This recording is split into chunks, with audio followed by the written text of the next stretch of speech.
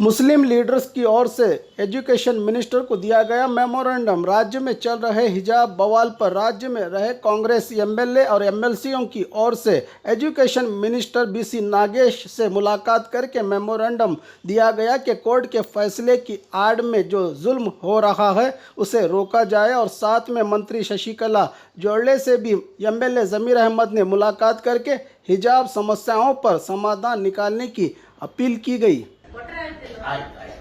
ಆಮೇಲೆ ಇನ್ನೊಂದು ಅಫ್ಕೋರ್ಸ್ ಇತ್ತು ಆ ಮೆಡಿಕಲ್ ಮೂರು ತಿಂಗಳಿಂದ ಬೆಳಿಗ್ಗೆ ಬಂದಿದೆ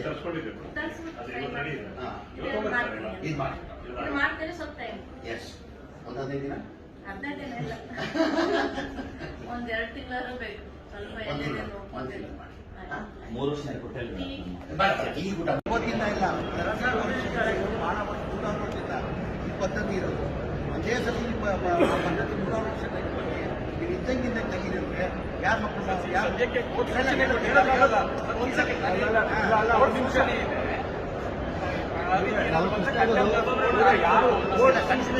ಕಾಲೇಜಲ್ಲಿಲ್ಲ ಡಿಗ್ರಿ ಕಾಲೇಜಲ್ಲಿ ಕೋರ್ಟ್ ಆದೇಶ ಎಲ್ಲಿದೆ ಅದಕ್ಕೆ ಪಾಲನೆ ಮಾಡ್ತಾ ಇಲ್ಲ.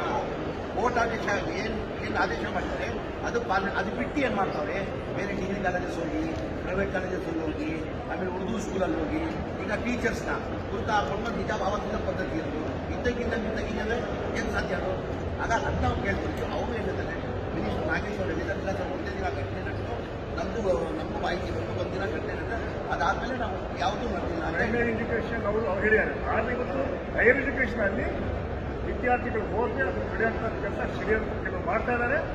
ನಮ್ಮ ಮೂಲಕ ಅವ್ರಿಗೆ ಎಚ್ಚರಿಕೆ ಕೊಡ್ತೀವಿ ನಾವು. ಶಿವಮೊಗ್ಗದಲ್ಲಿ ಗಲಾಟೆಯಾಗಿದೆ.